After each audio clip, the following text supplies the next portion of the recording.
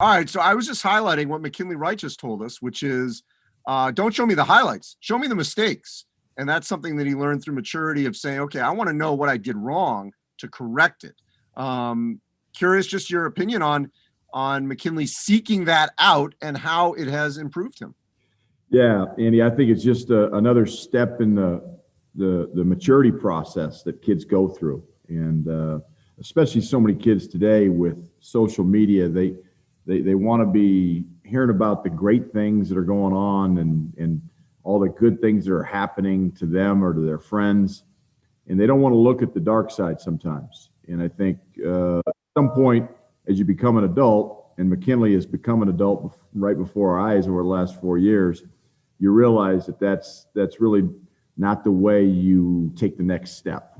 And I think he realized that this offseason. And, it's one thing to have a player in your office watching film, but it really takes hold when they take it upon themselves to really dive into what is holding them back and what's it gonna take to make that jump. And McKinley knows, we've talked about it for the last 2 years, it's the turnovers. It's not the assists. He's a great playmaker. It's about limiting those turnovers, and he's never going to be perfect, but I think his decision making and can get better. And I think the film room's a good place to do that. Chad, the other thing he said, and this was, I don't think you could have scripted this any better for recruiting, when he said that it really was the best decision of his life. And he was a great example of how you could spend all your time recruiting someone for 4 years and not get them. And here's a player who you barely recruit because he wasn't available,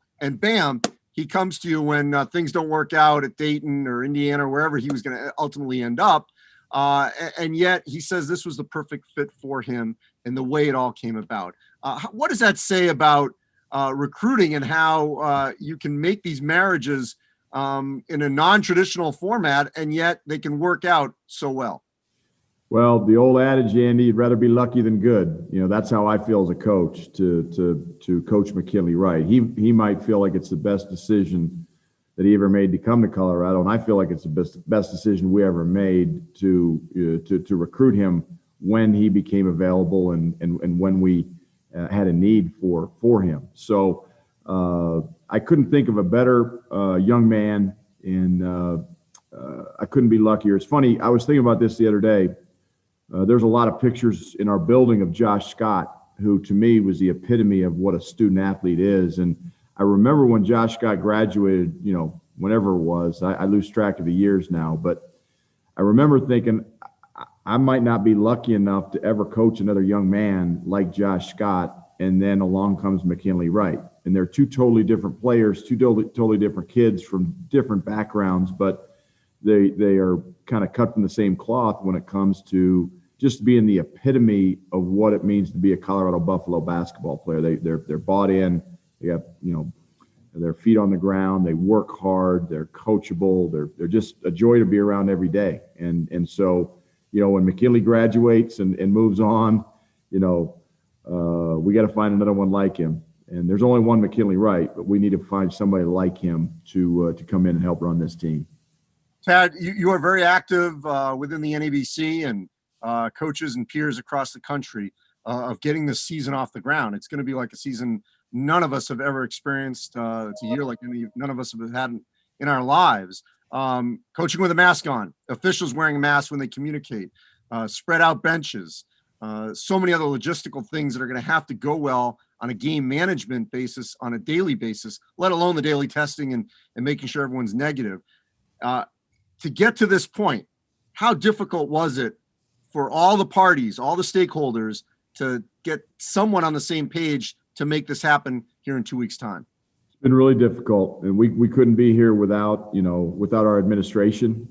For us at Colorado, it starts with Rick George and Phil DiStefano, our chancellor, who I think has a great appreciation for the work that our student athletes of all sports put in to perfecting their craft, and they came to Colorado to be able to play in games and compete. And so a lot of credit goes to them, and then a lot of credit goes to our players. Andy, as coaches, we coach, and that's all we want to do. We want to get in the gym and coach and and be around the guys. But the players have to stay healthy for that to happen, and they've done a tremendous job.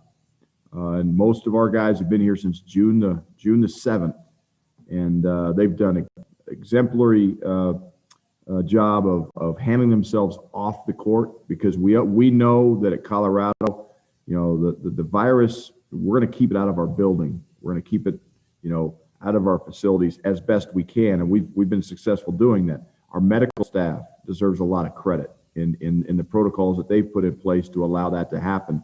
But again, it comes back to our student athletes and our players, that when they leave this arena, and we know they're negative, we know they don't have the virus, that they do the best they can to not contract it when they're away from here and come back the next day. And knock on wood, we've been very, very fortunate with that, and the credit goes to them. So a lot of hands played a part in getting to this point, but now we've come this far.